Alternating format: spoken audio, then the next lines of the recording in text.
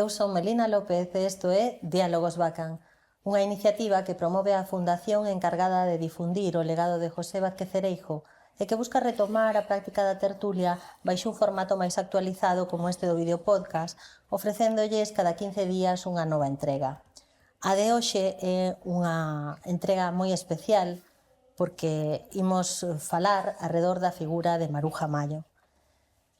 Para iso, acompáñanos tres convidados que de seguido lles presento. Dunha banda está Juan Soto, con nós, xornalista e escritor, colaborador en diversos medios como El Progreso ou ABC, coñecedor de acontecementos e persoeiros ben relevantes da historia de Lugo. Benvido, Juan, moitas grazas por acudir. Moitas grazas a vos. Carlos Moreno Lugrís tamén está connosco, é médico de profesión, autor de dúas novelas, unha delas, a máis recente, El cuarto vértice, na que Maruja Mallo é coprotagonista, poderíamos decir, da historia que se narra. Benvido, Carlos, moitas grazas por estar aquí.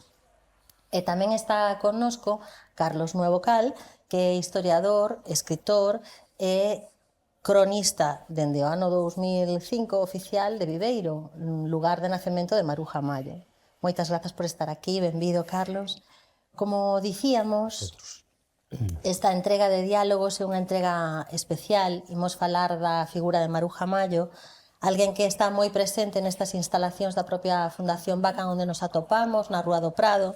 Está presente a través dos seus escritos, está presente ca súa propia obra e mesmo a través de obxectos de carácter persoal que existen de Maruja Mallo aquí. José Vázquez Cereijo foi amigo de Maruja Mallo. Cando ela regresa do exilio, ambos contactan e comezan unha colaboración de tipo artístico traballando na que será a carpeta de homenaxe da Revista de Occidente, con litografías que están baseadas nas viñetas que fixera Maruja Mallo nos anos 20 e 30 para a propia publicación. E a partir de aí, pois, inician unha relación na que Vázquez Cereijo sempre tivo ou sempre se mostrou moi colaborador para que Maruja Mallo se reintegrase no circuito cultural ao seu regreso a España. Bueno, Maruja Mallo foi unha persoa, unha muller de moitas aristas, e se lles parece, gustaríame comezar preguntándolles a cada un de vostedes, e comezamos no turno na quenda que prefiran, quen foi Maruja Mallo para cada un de vostedes? Carlos, mesmamente, sí. Bueno, para mí Maruja Mallo, que non chamo Maruxa, que me parece un pouco raro, é unha persona excepcional, sobre todo por lo que decías moi ben, polas distintas facianas ou aristas que ten, porque non é un pintor. Digo pintor porque no seu tempo os críticos de arte chegaron a chamar pintor, que ese era o máximo honor, en canto que no momento que a muller estaba un pouco preterida, que non tiña dereito ao voto e outras estaba recluída na casa, non? E neste caso, pois, a parte de pintor, foi ilustradora, foi profesora, foi teórica da arte, que é importante, ceramista, muralista, é dicir, que chegou un momento que o pincel, o cabalete quedoulle curto e pasou a experimentar en todo tipo de iniciativas artísticas. E ao mesmo tempo é unha persona que ilustrou moitos libros de distintos autores, non? Entón é unha persona, xa digo, cunha riqueza impresionante, moi difícil de catalogar realmente, e tamén podemos falar do seu plano como escenógrafa, teatral, principalmente a partir do ano 31, que vai cunha beca a Francia de extensión cultural e volve con moitas ideas do que era o mundo, a meca da arte naquele momento, que era París, non? Entón, para min, xa digo, é unha persona realmente que trascende ao propio Estado español e podemos considerar unha pintora universal, sobre todo por como parte e despois ao mesmo tempo é unha persona que ao mesmo tempo experimentou todo tipo de moi ecléctica en canto a nivel de formación, de beber de moitos, evidentemente todo o mundo bebe de todo o mundo, non podo falar de originalidade sin máis, pero que é capaz de darlle unha pátina ou imprimir un sello moi determinado, moi característico, moi propio, non? As súas pinturas son sempre reconocibles, a pesar de que está constantemente cambiando de estilo. Despois xa falaremos un pouco sobre o tema para que os demais tertulianos poden entrar. Carlos. Bueno, eu teño que decir que me acerquei ao persoaxe de Maruja un pouco atraído polo seu poder como muller, ¿no? Como muller dos anos 20, no que as mulleres dese estilo pues non se levaban nada, ¿no? Ela foi unha muller rompedora, totalmente rompedora co mundo no que vivía, ¿no? De feito, falase sempre das sin sombreiro, falase de...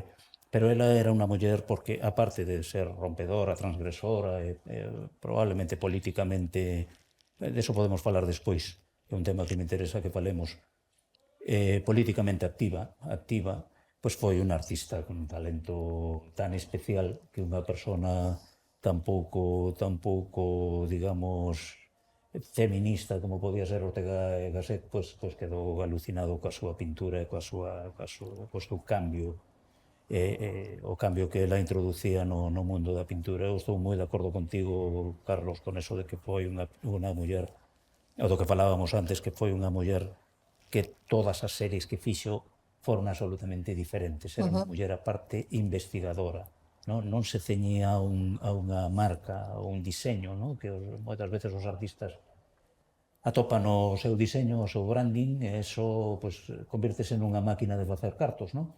Ela non, cada serie é diferente.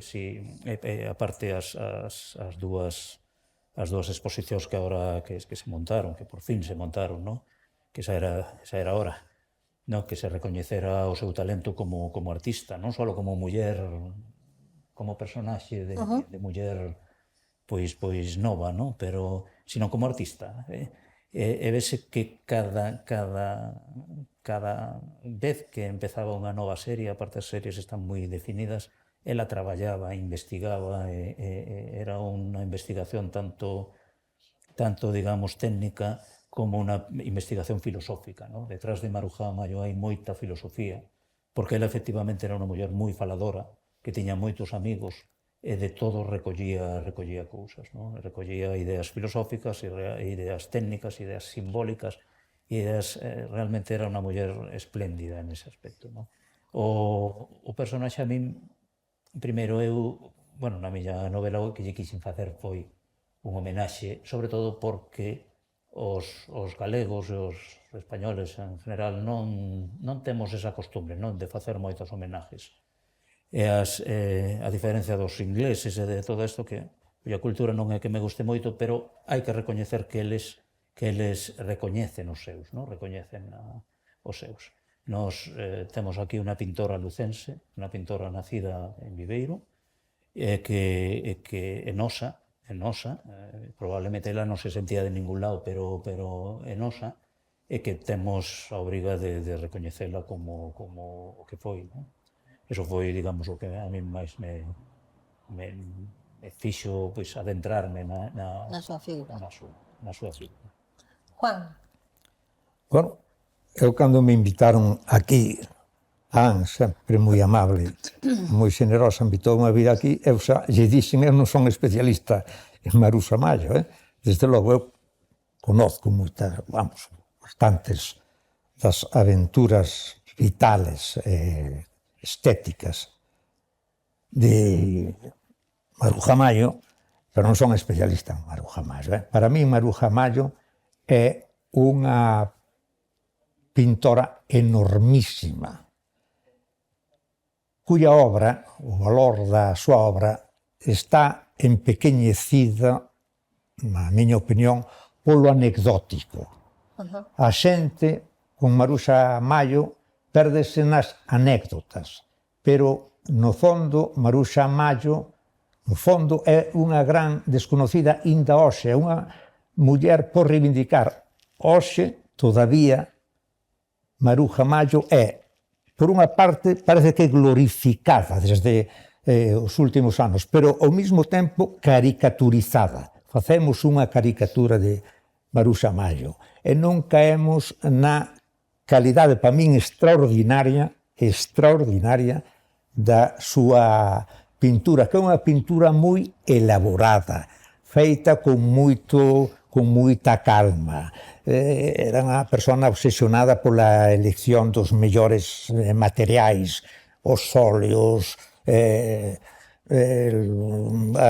as telas, os pincéis, todo, escollía da mellor calidade. E despois é unha pintora, na miña opinión, a xente pensa así que unha pintora liceira, folclórica, anecdótica, que fai aí as verbenas e que fai tal.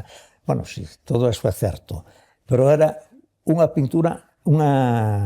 pintora que racionalizaba muitísimo as súas creacións, obsesionada, por exemplo, pola xeometría, polas composicións de volumes, polos equilibrios estéticos, polas compensacións cromáticas, por exemplo, que eso se ve na súa obra. E despois, claro, é unha víctima, como tantas outras, sigue sendo unha víctima de a misoxinia cultural española inda hoxe.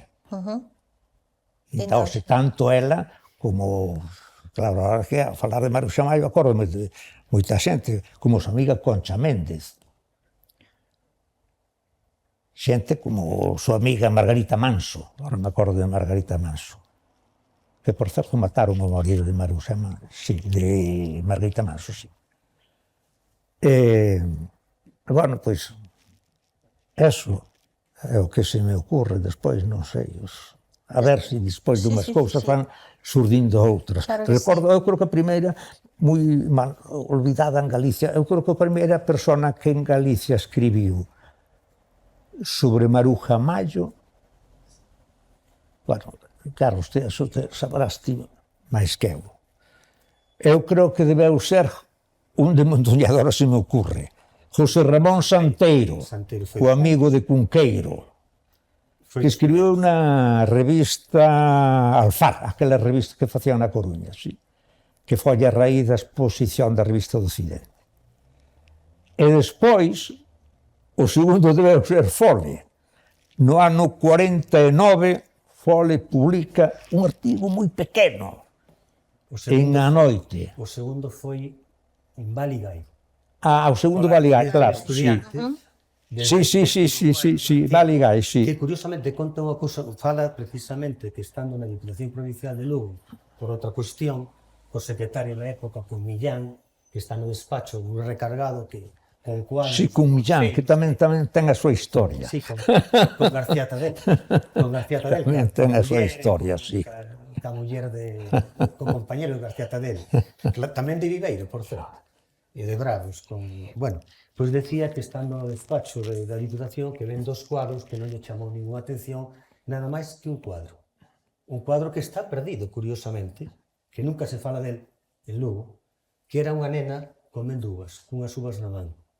E ese cuadro non sabemos quen foi o listo ou a lista que nese momento fixo desaparecer, porque está desaparecido, non se sabe. Eu rescatei unha cabeza de Maruja Maio que estaba no arquivo da Diputación, no vello arquivo da Diputación en San Marcos. Con moita vorencia, dicindo que é un cuadro diferente, comparando, dándolle importancia tamén aos que están no museo, evidentemente.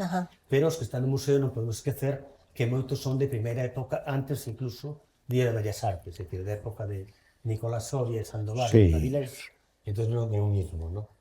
Pero, bueno, son detalles pequenos. Pero o galego sí que o determinar, pois claro, quitábase. Sabes Teoane, Esta señora quitábase moitos anos. Blacamor e outros moitos. Naceu no ano 2, me parece. 5 de xaneiro do 2. Pero quitábase moitos anos, porque no ano 29, cando ven Pepe Cao a facer o libro de ouro de Lugo, pídelle aquela postal de Lugo, me parece que se chama. A guía postal. A guía postal de Lugo, que é unha especie de collage. Collage non, porque non hai pegaduras, pero vamos, a que aparece a Virxen dos Ollos Grandes, San Froilán, a muralla, a ponte sobre o Miño, Sargadelos, todo e tal. E entonces dice, se publica o ano 29, fai no ano 29, entonces, en compensación, Pepe Cao fai unha semblanza. E dice que esas no ano 29, xa ten 27 anos, Maruja Maio. Pepe Cao dice, la alegría infantil de Maruja Maio. Nesa 27 anos. Tiña os seus anos. Sí, falsificaba a edad para as becas que lle daba a Diputación de Lugo. Eu creo que lle deu 3 axudas, polo menos. E máis. Falsificaba desde logo os anos. Bueno, eso foi debido tamén á falsificación, foi un pouco sorte, porque ela resulta que, claro, entra con 20 anos en Bellas Artes, na Escola Especial de Pintura e Grabado de Madrid, o que é San Fernando hoxe, non?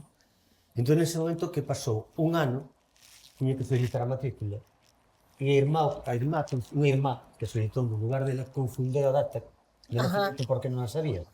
E a raíz de aí foi a primeira vez que la falsificou, igual que foi a primeira vez que utilizou o apelido Mallo, que era o segundo do pai. Que sempre, porque ela, claro, ela era Gómez González, con unhas retailas de nome mediante, non? Ana María, Josefa, Manuela, Gómez Mallo. E entón, curiosamente, ela sempre xogou a ser un pouco como nena prodixio, non? O cal lle foi moi ben nunha sociedade moi machista como era aquela, como moi ben dixo Carlos, de Ortega, e de outros moitos, que a muller... Ortega e moitos máis. E Marañón e Novo Santos. Marañón, Novo Santos, e todos eles, non? Buñuel, que era un... Bueno, galera... E os propios grupos da chamada Generación do 27, que a mí non me gusta chamar de Generación do 27, porque é un término inventado no franquismo, que nunca se utilizou como tal, que eles nunca utilizaron. E, curiosamente, Maruja Mallo é unha persona que en ese momento utiliza eso, porque la chamanlle Caperucita, en plan malo, brujita joven, Brujita gallega, sí. De todo un pouco. Ela deixa ir un pouco, pero deixa ir un pouco porque, claro, era publicidade que eran os críticos do momento. O propio Jiménez Caballero, GC, non? Cando quere invitar a churros, e despois, eso sí, cando se ve por exilio no ano 39 na revista Levante, pona a pan pedir, non? Cando fala das calcamonías de Maruja Mallo, ou cando fala do paseo de García Lorca, non? Que realmente é tremendo, non? Entón, Maruja Mallo utilizou eso sempre. Pero moi ben, como dicía antes Juan, sempre mascullou todo, sempre rumiaba todo. Non pegaba, como dicimos os galegos, puntadas en filo. Todo o que facía tiña un sentido. Eu teño utilizado cantidade de documentación de Maruja Mallo directa, incluídas as agendas de amigos e amigas, e non había amigo ou amiga que no momento que precisaba que non chamara con alguna conveniencia, porque tiña todo, era metódica 100%. Como ben dice Juan, unha cousa é a parte propagandística que aprendeu principalmente de Dalí, e outra cousa era a súa vida, a súa obra, que era, xa digo, un exemplo de estudio, non? A ciencia da medida, que a partir de evolución, como tamén dicía Carlos antes, esa evolución constante que vai pasando do realismo, bueno, do academicismo propio, de superar o regionalismo pictórico, o tipismo, o costumismo, para chegar ao realismo máxico, ca superación das vanguardas, non? Dicir, co post-expresionismo, con Roche, as revistas de época, ultraísmo, irracionismo, creacionismo, valor prestige, todo que, cando se corta xa as vanguardas co hastío delas, e cando pasa ese realismo máxico, que é fundamental que as verbenas e co popular. A asunción do popular, que é o gran descubrimento desa generación, xunto ca generación nos de Galicia. Fora de teorías neosóficas e demais, e despois chegar, escalar, xa cambiar rapidamente para o que vai ser a etapa de cloacas e campanarios, que é un surrealismo, entre comillas, moi da España negra, para pasar xa despois a etapa constructivista, con Torres García, que vai ser, despois da destrucción, a construcción. E aí sí que é o que vai marcar de por vida a obra de Maruja Mallo, incluído en América. O constructivismo é fundamental, xunto ca masonería e con outra serie de cousas importantes, que é Torres García principalmente o gran abastecedor, non? Decía Juan que era especialista un pouco en modificar a súa data de nacemento ou en mentir, e Carlos tamén mencionaba que estaba presente máis ca nunca na exposición que podemos ver hoxe no Reina Sofía, por exemplo. Eu querería preguntar por que seguimos a falar dela, ou por que falamos agora mesmo, no século XXI, de Maruja Mallo. Mira, eu quería abondar un pouco no que decía Juan, no tema do anecdotismo sobre Maruja, non?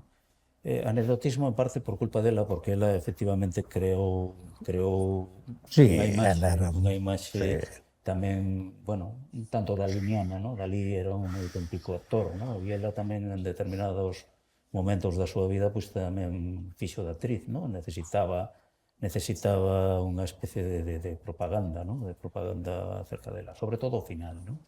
Ao final todos recordamos a xente da miña edad, pois recordamos aqueles programas que había na tele na que ela salía, ¿no? Na que estaba feita Reina del carnaval. sí, un clown, ¿no? Pero realmente fixera esa performance, ¿no? Esa nova disfraz, ¿no? De muller así excéntrica, pintada de colores, con unos lazos enormes. E todo isto que era un xeito pois, de reivindicarse como nova, ¿no? Como de novo, eu estou aquí e necesito que me miredes, non? O que pasa que esa anécdota, no fondo, en aqueles tempos eu penso que foi na súa contra, porque a xente non a tomou moi en serio, non? En serio. Ela quiso volver a salir á palestra, pero a xente non a tomou moi en serio, non só non a tomou moi en serio, sino que nadie a creía, non? Cando chegou a España dicindo que ela fora amiga de García Lorca, e de Buñuel, e de Dalí, e de todos estes, a verdad que non a creía nadie, non? Entón, hasta que, bueno, a historia veu a darlle a razón, ¿no? De feito, bueno, eu chamo a novela O cuarto vértice porque para min aquel momento no que se xuntaron desa forma tan extraña, ¿no? No mesmo tempo e lugar todas esas figuras, ¿no? Pues García Lorca, Buñuel, Dalí, que era ese trípode, ¿no? Que a todos nos sorprendeu cando éramos novos, ¿no? Que se coñeceran e que foran amigos. Realmente, a mí se ocurriu titular a novela como O cuarto vértice porque ela era a cuarta da panda. O sea, ela salía con eles as noites de farra. O que pasa que, bueno, as mulleres non estaba nin ben visto que saliran, nin tampouco parece que se consideraba no mesmo nivel, non? Eu quería vos plantear unha cousa que sempre se me ocorreu falando desto do anecdotismo que se somete as mulleres cando se fala delas, non? Sobre todo as figuras históricas, non? Parece que non teñen parte na política, non? Parece que falamos sempre da muller como un ser apolítico, que non refírome á política non como membro dunha determinada ideoloxía nin nada, non? Pero quero decir que a obra de Maruja é política, é unha obra política, unha obra tremendamente feminista, non? Unha obra... Eu remito vos só a un cuadro que a min probablemente dos que máis me chama a atención, que bueno, titúlase La muchacha de la cabra, ¿no? La muchacha de la cabra, pues, non é máis que un cuadro onde se ve a unha rapaza que vai turrando dun Eso está pintado en Tenerife. Eso está pintado en Tenerife. Está pintada en Canarias, efectivamente. En aquel momento, digamos, a nai xa morrera, acompaña o pai a Canarias, e ela descubre fundamentalmente dúas cousas. Primeiro, o mar, ¿no? O mar, porque, bueno, viaxa a Canarias non se iba en avión, ibase en barco. Ela descubre todo o océano e descubre aquel paisaxe tan novo canario, ¿no? Tan cheo que representa no cuadro. Pero hai un detalle moi curioso, aparte dunha muller absolutamente xa desprovista de corsés e de polisón e de toda como se vestía casi na época. Ela vai vestida fresca, sí, ¿no? Verdad, Mirando para o frente, co vento de frente. Leva unha cabra da, verdad? Unha cabra que é unha que estou no vendo ahora, fai un tempo que non o ves. A cabra ao monte, non? A cabra, pois camiña ceibe polo monte, e nunha pequena fiestra vese a cabeza dunha muller que pode representar perfectamente a nai e o mundo da nai, non? Aquela muller antiga que lle di a Dios. Sí, recluída na casa. Efectivamente. Recluída na casa. É certo, é verdad. Ese cuadro, ahora... que solo mira por unha niña dicindo a Dios. Sí. Para min é unha visión política dunha rapaza, porque era unha rapaza, é outro tema, ¿no? Como unha muller entre os 20 e os 30 anos, e toda esa xeneración, hai que pensar que toda esa xeneración de toda esa xente traballaba dunha forma tan entusiasta e tiñan 20 anos todos. Era xente de 20 anos, eran o que hoxe consideraríamos nenos, Sí, nenos. Pero eran profundos dinamizadores da vida cultural daquela época, que era unha vida cultural pobre. Nos esquezamos que a España daquel tempo era unha España pobre, o sea, 20.000 familias gobernaban todo, eran donas de todo o patrimonio. Ese cuadro é moi significativo, en efecto, é moi significativo das dúas concepcións da vida da muller, unha encerrada na casa, mira pola fiestra, que es que agora falaches de os teño aquí perfectamente. Despois a outra que vai correndo hacia a izquierda, curiosamente. Sí. Eu creo que a rapaza da cabra, muchacha da cabra, que vai cun vestido con forza, unha cabra con os cornos moi largos, a rapaza da cabra é Concha Méndez. Decía Maruja Mán, que era Concha Méndez, a muller de Manuel Alto Aguirre, do editor. Concha Méndez fora moza de Dalí. De Buñuel. Digo, perdona, de Buñuel. Fora moza de Buñuel, eu creo que 6 ou 7 anos. E decía non sei por que Buñuel, que era un animal, que era brutísimo, tal, non sei que non a presentaba aos amigos, non porque lle daba... que esta señora se cansou, mandou unha merda e casouse con Manuel Alto Aguirre. Tiveron despois a editorial entre os dous.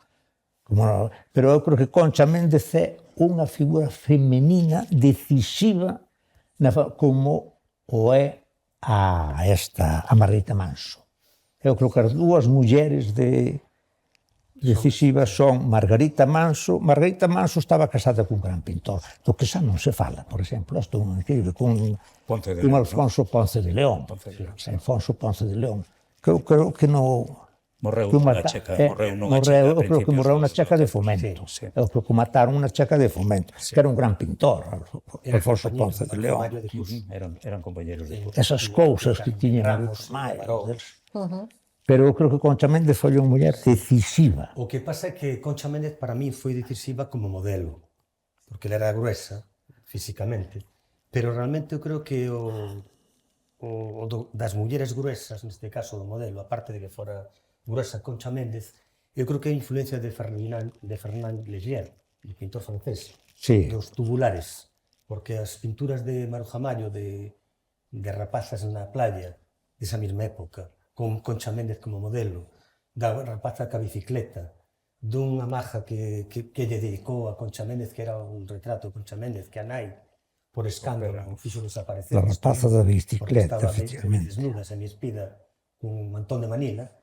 Realmente, temos que pensar tamén que nese momento as vanguardas e a pintura bebíase de todos os sitios, non? Que iso é certo tamén, non? Unha raqueta de tenis. A muller da cabra, tamén, complementando un pouco o que dicedes antes, é un pouco a loita entre a muller tradicional, evidentemente, da sociedade victoriana, a muller na casa, o ángel do fogar, que decían, non? Recluída, mentras que o home era o dono da rúa, non? E a conquista da rúa por parte dunha muller victoriosa, nova, atractiva, forte, que ten capacidade para todo, non? Pero temos que pensar tamén que estamos nos tolos anos 20, non? Despois da guerra europea, que foi unha carnicería, que foi saludada pola maior parte da intelectualidade europea, ben fose alemana, francesa, española, a pesar da neutralidade, e demais, e que moitos escritores e escritoras, incluso obviando o carácter socialista ou anarquista ou de outro tipo, foron capaces de acabar encirrados, sin chegar a ningún punto común, simplemente en plan patriotero, hasta que despois lles caeu todo eso encima, debido ao número de xóvenes mortos, gaseados, as trincheras e todo isto, de lugar un pouco que pasou ca COVID. En que sentido? A xente que se acabou a guerra saleu con unhas ganas vitales de divertir. Os anos da Belle Époque son tremendos, non? E son os anos de Maruja Mallo e de Alberti, como mozo dela, de Lorca e dos demais, non? De Pepín Bello, de Buñuel, de todos eles e de toda a rapazada española daquela época. Pero son os anos tamén... Perdón, Carlos, Alberti é de despois de... Sí? Alberti é de despois da Guerra Europea, porque Alberti e Maruja Mayo, eu creo que se conocen cando Alberti leva o Premio Nacional de Poesía, no ano 25. Sí, no 25. No 25, sí, cando lle dan o premio. Tiron ibéricos. Pero o que iba, esa xeración, que era unha xeración totalmente que o propio Alberti, cando fai sobre Los Ángeles, era unha xeración moi pasota, para entendernos. Moi pasota en canto que estaba despolitizada totalmente, algúns andaban con opiáceos primeiros, xa os antigos simbolistas, estilo Mojados de Viveiro, outros moitos, dibuixantes, e outros estaban en plan cocaína, eran os cocainómanos, os cocainómanas que viñeran de Francia precisamente vía prostitución, en moitos casos, das grandes prostitutas francesas que viñeron aproveitando o impás da guerra a Madrid. E entón, curiosamente, esa xeración empezas a concienciar pouco a pouco, en plena dictadura de Primo de Rivera, en un momento de incultura xeral. Por qué? Porque a cultura que está chegando a Europa é a cultura americana a través do cine, os tontos de Mecklin, que se chaman, os tontos de Alberti, os poemas de Yo era un tonto e lo que he visto me ha hecho 2 veces tonto, as interconexións entre Maruja Mayo e Alberti en canto a colaboracións pictóricas e poéticas metafóricamente que a veces non somos capaces de saber quen é quen. E entón, que pasa? Esa xeración vaise concienciando pouquinho a pouco, vai cambiando pouco a pouco a través da incultura, a cultura dos crucigramas, das novelas dos seriales, a radio vai vir máis tarde, do cine mudo, sobre todo, con Chaplin, con Laurel, con Harden, é dicir, con toda unha serie de cousas que van ir sendo o cimento pouco a pouco que vai dar lugar a esa generación. Pero eso tarda, e vai se manifestar cando, a partir do ano 27, 28, 29, 30, nos prolegómenos da República, e vai ser a xeración da República.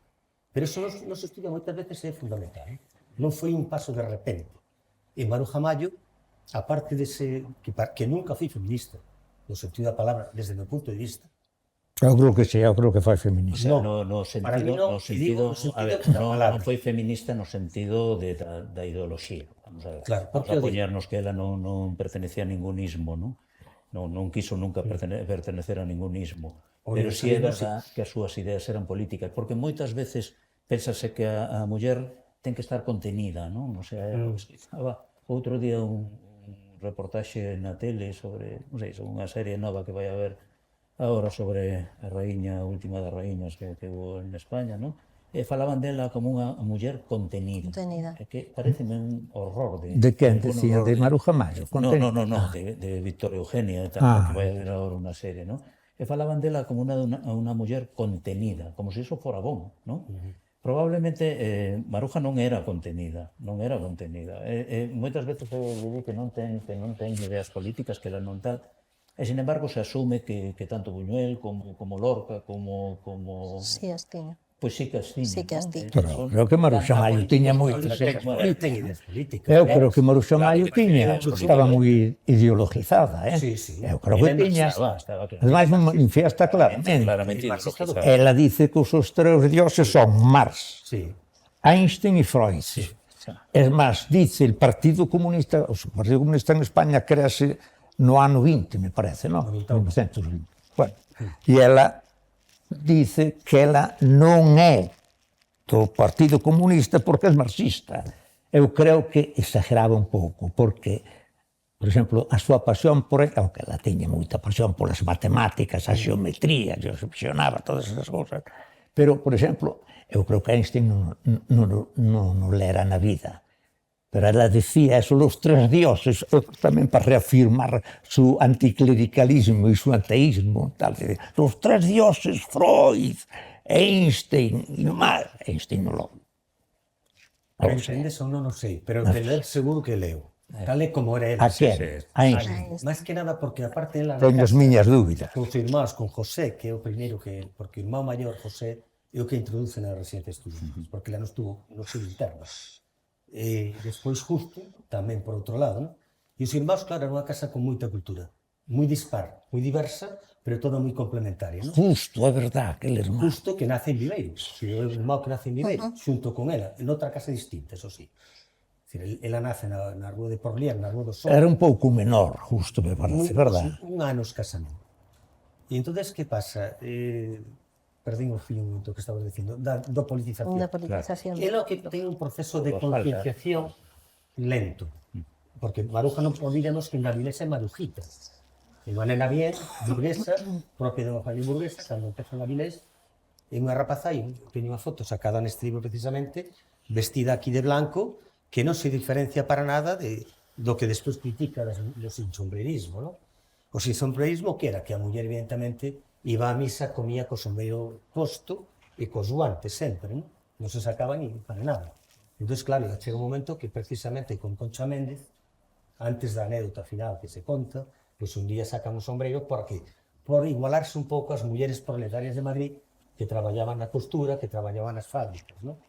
Pero ela vaise concienciando, moi pouco a pouco, distintas, son moitos os aportes que hai, aportes esotéricos no Liceo Club, aportes feministas a través do Liceo Club, e demais, pero eu dicía que non era feminista propiamente dito, porque ela, como é marxista, os marxistas ruían nese momento do feminismo clásico inglés e europeo, porque o consideraban de dereitas e burgueses. Entón, falaban sempre da igualdade home e muller, e así estaba resolto o problema, non? Tanto o anarquismo como o socialismo e o comunismo. Entón, que chega un momento no que despois da relación de Alberti, que é fundamental, que nese momento Alberti non era socialista ni comunista, rompe con él, porque para min Alberti foi o gran amor de Maruja Mayo, quizás o único, desde o meu punto de vista. Despois os homens utilizounos como pitillos, en virtude de faime faltas, utilizo e punto. E tiña razón, porque Alberti portouse nunha come. Alberti puxolle os cornos reiteradamente. Con Victoria Amado, Sonia Darniches, e despois con Teresa León, precisamente con Maruja Mayo, representando Santa Casilda, con Tom Morlalinch, nunha casa, o facía moitas veces, unha obra teatral inédita de Alberti, pois ela fora autora da parte guiñolesca, estaba no suelo cos guiñoles. As memorias de Alberti, la arboleda perdida se llama. Parece Maruja Mayo. Sí, non, ao principio non, na arboleda perdida non, e así que morre Teresa León, aparece no país Que María Teresa León non faltaban. tiñalle prohibido mencionar a Maruja Mayo. María Teresa León, Pero María Teresa León, curiosamente, non tiña razón, por qué? Porque estando na casa de Menéndez Pidal, o tío de Teresa León, está Maruja Mayo cos monicreques, feitos por ela e con teatrillo, e recitando en voz alta Alberti. E Alberti reconoce que de repente se atopa cun campo de trigo loiro impresionante. Xogou Maruja Mayo despois en plan malo, dicía que a deixara por dous senos, non? Por dúas tetas. Pero iso xa era o plano malo no Tortoni en Argentina, non? Pero a realidade cal foi? Que Alberti deixa por Teresa León, e perdei, no libro este foi a vez que se contou, que en Ángel Fole, por certo, editado 2 veces, fai un pouco de propaganda, porque ten unha historia mala, en tanto que o libro non tuvo a proxección, a pesar de que foi o primeiro que fixou en gran cantidad de actos vivos. De Maruja. Que bebeu moita xente dentro, pero casi nunca se cita. Tuvo unha historia mala, non ven a conto, por iso non saliu máis adiante, non? Entón, nese caso, Maruja Mayo queda con Salinas en concreto, nunha carta, creo que dedicada a Cernuda, conta que Alberti se vai para Mallorca con Teresa León e que Maruja Mayo está chorando nos seus xeondios, nas súas rodillas, e en plan chiriota. Dicir, maldades de poetas, dicindo, mira esta tonta, que creía en Alberti, e a deixou, non?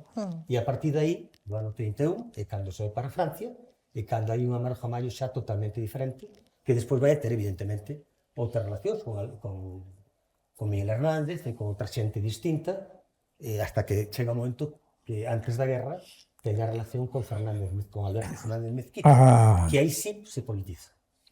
Que aí sí que entra no trotskismo, no puro. E ese trotskismo vai no levar desde Villa Balbina, que é onde se refuxia en Vigo, na casa da familia. Fernández Mezquita era trotskista. Sí. Fernández Mezquita era que non era Mezquita. Non, Mezquita era Fernández Martínez. Ele era Alberto Fernández Martínez. Pasa que era de Mezquita.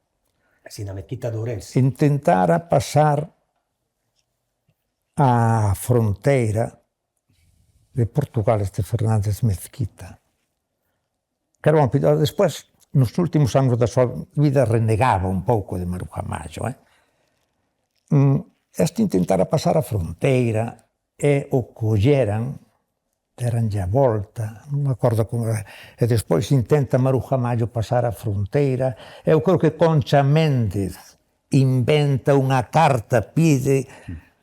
Non recordo todo eso, non o recordo. Eso é moi fácil. Unha cosa de Buenos Aires que a pidan, que reclamen por unha exposición e tal, entón se la pasa, bota unha mao Gabriela Mistral, que me parece que estaba en Lisboa, non? Estaba en Lisboa, Gabriela Mistral. De cónsul. De cónsul, Sí, de cónsul en Lisboa. embaixadora. Sí. Si iso fora- Entonces pasa, e vai ali, despois en Argentina é rarísimo, porque o que non logro entender é as relacións de Maruja Mallo, moitos dos exiliados. Bueno, para empezar, ela non se consideraba exiliada, ella se consideraba transterrada, le gustaba el término de don, como se chamaba el filósofo aquel, el de transterrado, don José Gaos. Don José Gaos, que decía transterrada, é dicir, a gente que sale de un país pero arraiga en outro. Xa que menciona Juan o tema do exilio, podemos igual seguir por aí. Que pensades, que papel desenvolveu o exilio na figura, bueno, o exilio, o transterranismo de Maruja? No, eso dice ela, non digo eu. Moi importante. Sí, sí. Moi importante en que sentido. Maruja Mallo sale de Villabalbina, en Villabalbina era lavadores, tiña unha finca un tío dela, porque non falamos de Corcubión, porque aquí sempre que falamos de Lugo, É verdad. que é un tema que deixamos, Nin falamos de Avilés. non falamos de Avilés nin de Lugo.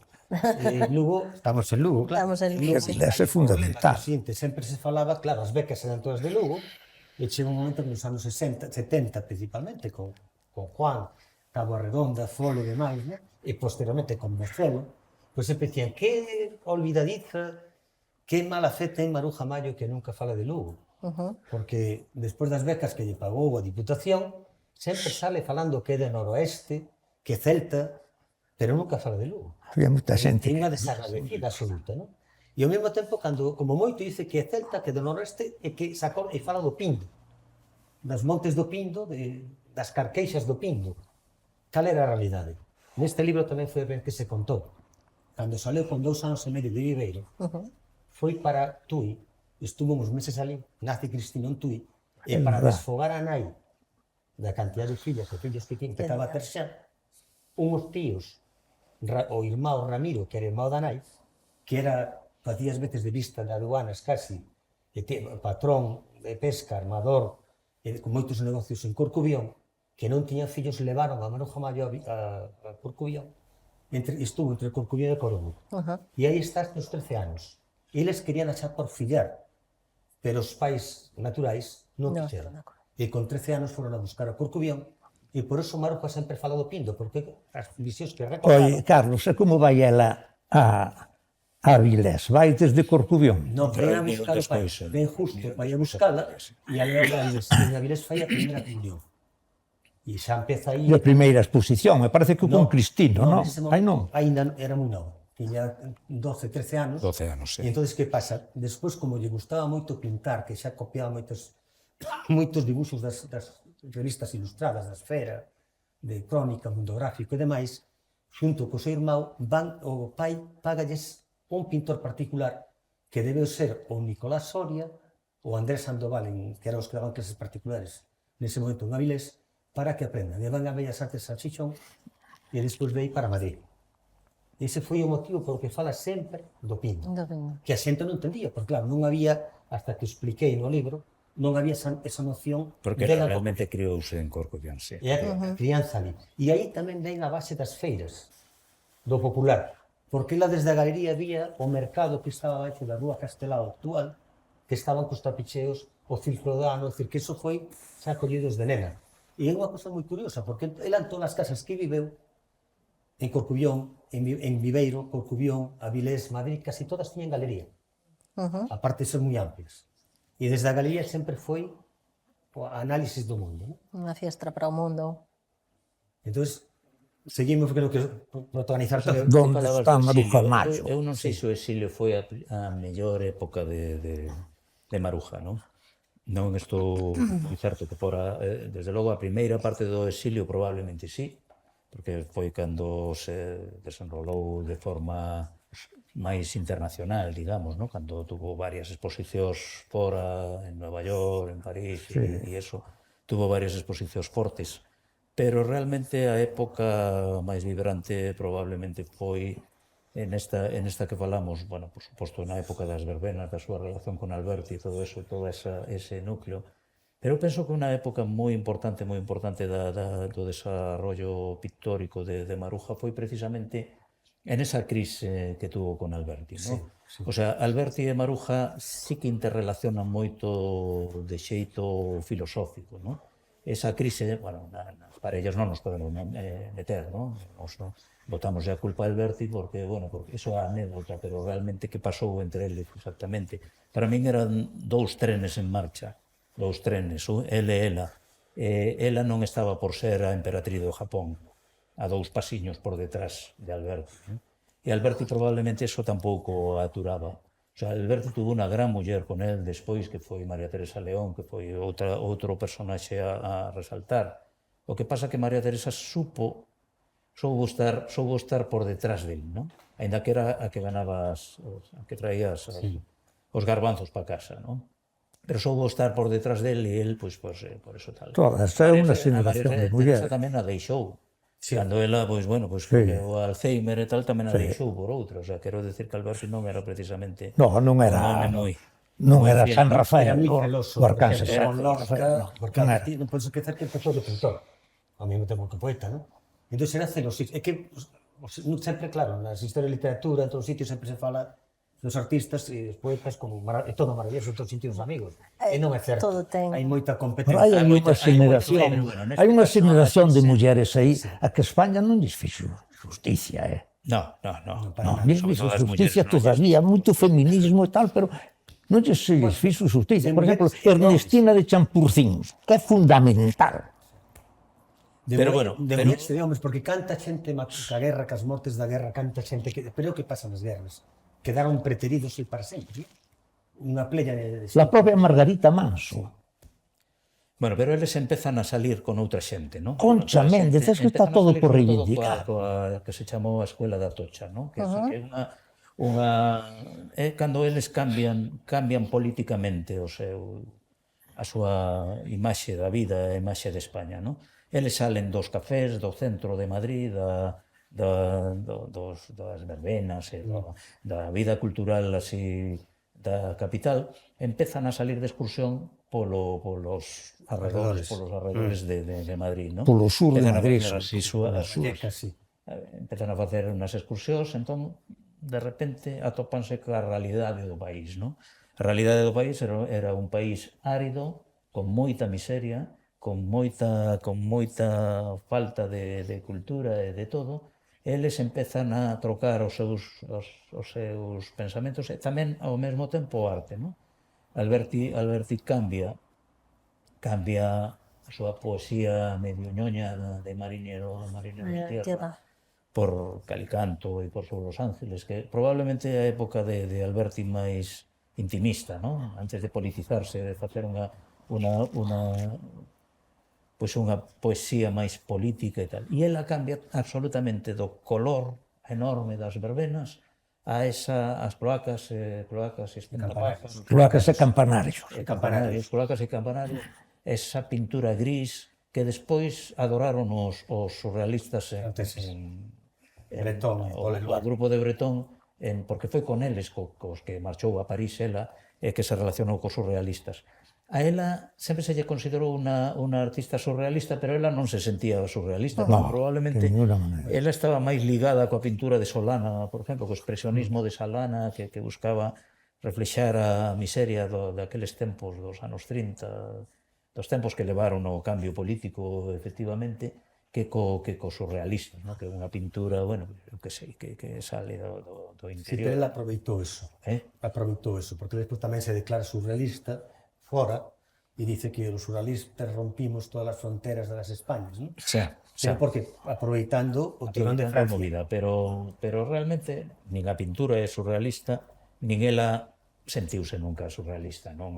De feito, o resto da pintura que ela fai en absoluto é surrealista, non? Empeza a facer incluso... Había ganado un Sí, o que concurso pasa de que blasfemias. Eu aí faría unha matización con respecto ao que acabas de contar, ¿no? Cando fai colocas e campanarios, non é que eles vayan de excursión ese proceso para salir de casa, para comprobar o que é a España, a Castilla corazón que decía Unamuno, que decía a generación do 98, ¿no? Eso coincidiu cunha crisis de valores absoluta de Alberti. Alberti, que gana, como dixemos antes, o Premio Nacional 94, con Marina en Terra, 95. 94-95. Entra nunha crisis de valores total, por celos, por filmes, por non acabar as obras. Tiña 3-4 obras, como todos os autores, ao mesmo tempo, La Alba de la Nelí, Sobre os Ángeles e demás, Calicanto, e entón non dá rematou ninguna. Entón non é capaz, a depresión vai a tal extremo que Maruja Mayo pues, o saca para sacalo da casa. E entón non quere estar na vida dos cafés, ¿no? Na vida mundana, onde se relacionaban todos. Entón salen as aforas de Madrid. En esas aforas de Madrid, nese mundo dos basureiros, das augas subterráneas, do xurro, do lixo, vai ser onde Maruja Mayo, seguindo modelos tamén da España negra, de Solana, como ben decías, de Rebollos posteriormente, ou de Valdés Leal, principalmente, el Memento Mori, e incluso as danzas da morte, e onde vai facer os espantapájaros, os espantapeces, e todas esas pinturas con excrementos, con follas, con cinzas, en ocres, en plateados e demais, non? Pero foi todo pola cuestión precisamente de Alberti, que despois non a vai a superar. Vai a agudizarse ainda moito máis, que vai ser cando rompa con ela, e cando teña relación con Victoria Amado, e a partir de aí xa, sin explosión absoluta, deixanse, e por último recurso, José María de Cosío, o famoso escritor taurino e demais, non? Pois vai no levar a Tudanca, a Santander, a súa casa que tiña... A Casona. Casona, e ali vai ser donde por fin, despois de pasar horas de insomnio, e sin dormir, despertando de noite, con todo tipo de problemas, donde Alberti, por fin, vai a poñer os pés na terra e vai a volver a recuperarse, e unha vez que se recupera, volve a Porto de Santa María, e aí entérase de que Maruja Mayo, que andaba con distinta xente, ten un accidente de coche, con Mauricio Rosé, que é irmão de outra pintora tamén, Sí, tamén. olvidada, que no accidente queda desmayada, Outra gran era un pintora. rapaz tan novo que pensou que morrera, Eso, e ali mismo E se suicida, sí. é unha cousa dantesca. E a partir de aí, é cando Alberti entérase do accidente pola prensa, vai a ver ao hospital e volven a reanudar de novo relacións hasta no 32, colaborando constantemente en diseños, en todo tipo de traballos, non? É dicir, que as relacións foron moi mutuas, non? É dicir, e a veces eu xa digo, non sei, moitas veces non se sabe quen é o que influye en quen, porque é moi difícil, non? Hai distintos autores que teñen estudiado, pero é complicado, non? Pero con respecto ao, volvemos ao exilio xa, para centrar, non? O exilio, Maruja Mayo, cando se vai para Argentina, vaise en plan de militancia. Cando chega unha militante forte, dura. A prova está que se vai a casa dun personaxe tamén esquecido totalmente, argentino, comunista, línea Rusia, non trotskista, que era Raúl González Tuñón, poeta tamén, xornalista, que ven despois a España tamén de corresponsal de guerra. Pero é o que acollen a casa deles, xunto con Amparo Mon, que era a súa compañeira. E van a ser fundamentales. Xa foran antes, na Revolución 34 de España, xa tuveran relacións en Madrid, e entonces a partir de aí Maruja Mayo, claro, vai a dar conferencias en Uruguai, vai a dar conferencias en Argentina, sobre arte, tamén para ganar un pouco de dinheiro, non? E vai a ter unha vida complicada, porque leva dinheiro do tío Pepito de Vigo, pero acaba así. E entón vive a cabalo primeiro entre Tuñón, a familia Tuñón, e despois, unha vez que os Tuñón veñen para Europa, vai ser Alfonso Reyes, tamén escritor, vamos, de teatro, de cine e demais, e embaixador de México, que na acolla na embaixada mexicana. Despois está na embaixada española, e por último virá toda a pléyade, digamos, das editoriais argentinas. Sobre todo Constancio Vigil, Botana en menor medida, Pirovano moito menos, pero sobre todo botano, Constancio Vigil, que vai ser quen a poñe realmente económicamente cando la pode coller un apartamento. Eu sospeito incluso si Vigil, que era maior que ela, estaba casado, era un home moi serio, que incluso teña algún tipo de relación de outro tipo, ¿no? Porque foi o gran protector dela. A nivel da revista Atlántida, a nivel da Atlántida. Pero ali non lle publica un libro Losada, non lle publica un libro a Gómez de la Serna. Está aquí, si detrás, si queres poder. Está aquí detrás. Bueno, Publica tuvo máis un- protectores, ¿no? Porque hai que pensar tamén en Vitorio Campo, ¿no? Que Sí, dice que pero menos tempo. menos tempo, pero Pero determinado, bueno, como ben dicía antes Juan, Despois, Gabriela Mistral en Portugal, despois toda a vida, e incluso despois o Ecli Sallán, millonario, no, que decían que era conde tamén, e que tamén a apoyara moito. No, eso veste sobre todo nos momentos que Maruja non produce. Hai momentos que ela non produce pictóricamente, non? Daste conta que hai alguén ou algo Que ten que estar. soster. A relación cos exiliados galegos terá que ser confusa, porque, por exemplo, eu fun ao Hotel Emperatriz porque mo indicou Blanco Amor. Blanco Amor. Pero Blanco Amor tiña moitos reparos contra Maruja Mallo. Que parecía que se desentendera completamente do exilio meramente galego, tal. Cousa que lle notei a única vez que falei de Maruja Mallo con Luis Seoane, que Luis Seoane fora amigo de Maruxa Mallo, pero despois deixaron de selo. Vamos a ver, no ano 47, como comentábamos antes, en la noche, Fole publica un suelto pequeño que se llama ¿Dónde está Maruja Mallo? Ahora sabemos dónde estaba, non, estaba en Nueva York. Pero sempre hai unha especie de...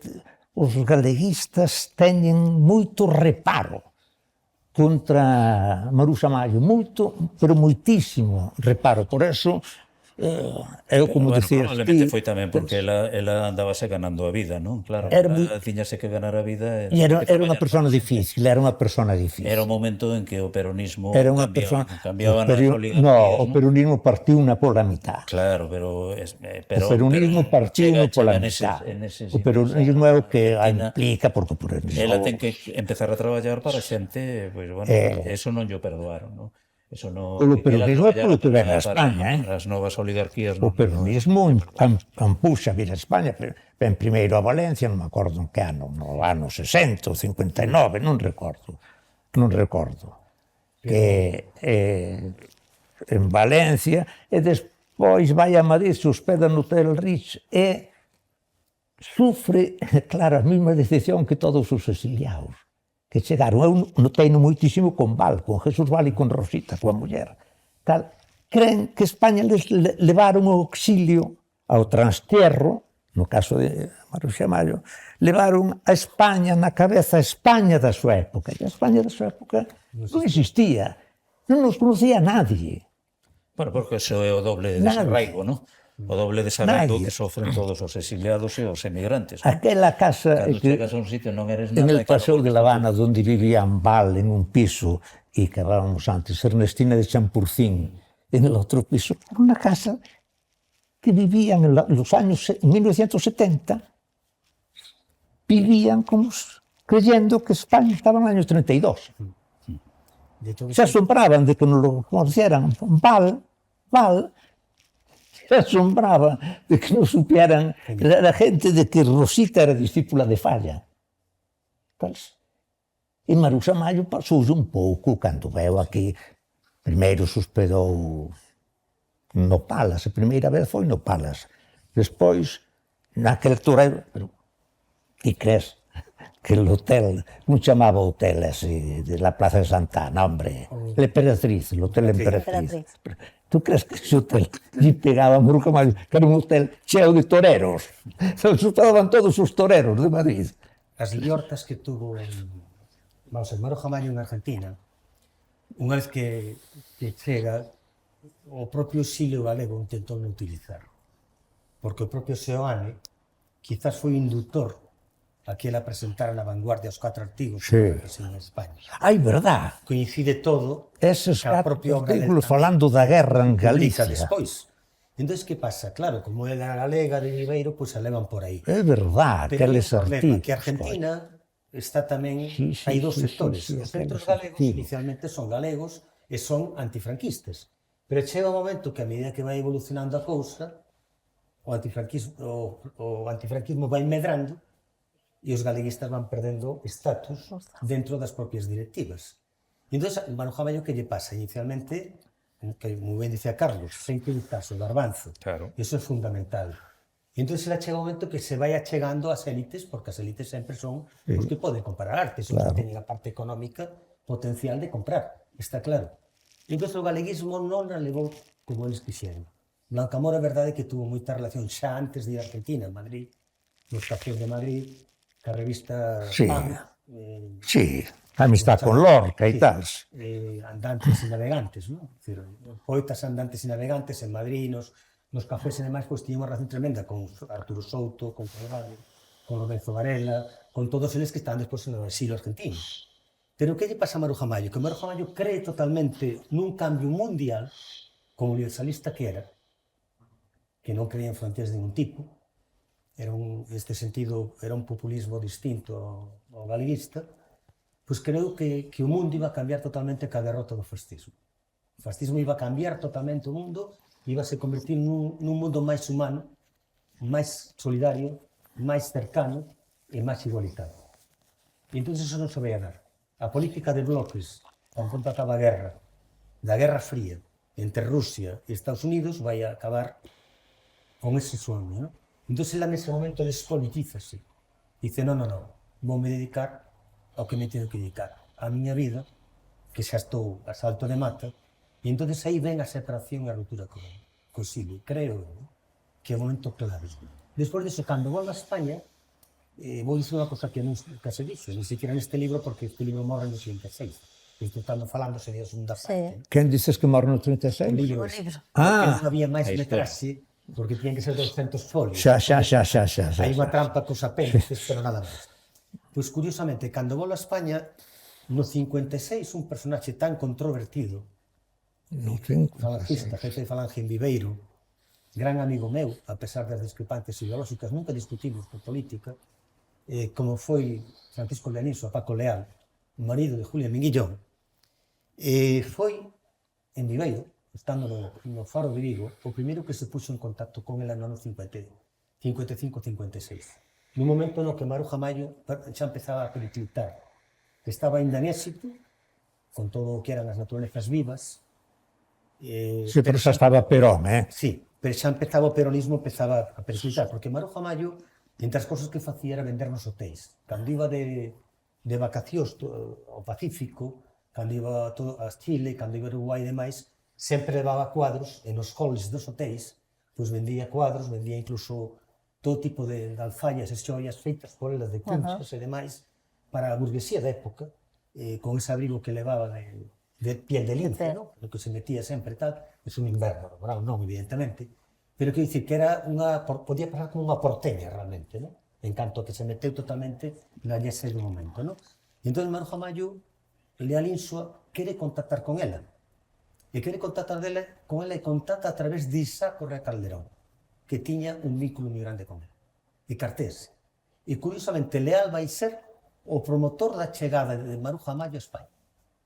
Cando chega no ano 1961 a Valencia, ven porque Leal Insua que lle abre o camiño. Non sei se actuou por arriba, porque non sei se en ese momento creo que estaba xa Mundo Hispánico, como director. Estaba en Mundo Hispánico, entón, sí. Que pasa? El abre o camiño desde Valencia, e entonces Maruja Mayo ven a Madrid, e curiosamente a primeira entrevista que se lle fai en España, falla non Leal Insua, que non quixo ter ese mérito, sino o mellor redactor que tiña, en Mundo Hispánico. Que era? García Nieto. García Nieto, Pepe García Nieto. Escritor, xornalista, e que lle fai a entrevista con Leal sentado na Plaza Mayo de Madrid, en Maruja Mayo, con moitos cuidados, porque ela viña un pouco a calar, como un xamón que se calaba, sí. O ambiente a ver que pasaba. Nótase que saleu satisfeito e 4 anos máis tarde, no 65, establecese definitivamente aquí. cal é o gran drama? Que unha vez aquí, como ben decías, darse conta, como contábades, que non a conoce nadie. Non os conocía ninguén. Estaban fora de época, Non conoce e nada. dei veñen as estridencias delas. Extrañadas. Tocar o tambor a tope, sobre todo na época da transición, digamos, para Foi máis intentar- tarde, non? Foi máis Sí, tarde, pero xa para nos intentar 75, xa engancharse. ainda. Eu creo que aquí en Franco. expón, non sei, a primeira galería, con Montenegro, e dos segundo. o segundo, debe ser. Antes fotografía. Primeiro, expón unha galería que non recordo, que era que xa non existe. Despois, expón coincide un pouco, sabe moito máis que a min deso. Eu creo que coincide dos lugueses que lle botan mau, que son os que lle botan mau, que son Manolo García Montenegro na Galería Montenegro, que leva a exposición, a primeira edición de Arco, a de 1982, a famosa fotografía de Maruja Mallo cos Reyes de España, e despois Coté Pimentel. Coté Pimentel dice inmediatamente, la convence para... debías incorporarte aquí a nuestra tertulia. Es verdad. Pase para aquí. Sí, claro. Yo creo que la convence para que haga la carpeta con las antiguas viñetas que había hecho para las portadas de la revista do Occidente. Para a revista do Occidente, que é unha carpeta que fai Coté Pimentel, que é quen lle busca o como se chama, o grabador e o tórculo e o taller, non recordo ahora, o grabador era moi bo, que son grabados de moita calidade. Son Pois grabados. imos aproveitar, Juan, que mencionas isto, que foi o punto de arranque da nosa conversa, para rematar, porque xa sei que Maruja ten moito do que falar e, efectivamente, tal e como se demostrou nestes diálogos, deu para moito e seguramente daría para moito máis, non? Es que ademais dame a impresión de que os tres que estamos aquí, tanto os dous Carlos como eu, somos máis partidarios de falar nos cafés, verdad? Pois sí. Pero esa é a idea un pouco tamén destes diálogos, que sexa unha conversa como se fora de café. Así que moitas grazas por acudir a esta cita, aos tres e aos nosos seguidores, decirlles que poden seguir esta conversa e máis as anteriores na nosa canle de YouTube. Ata pronto e vémonos na seguinte.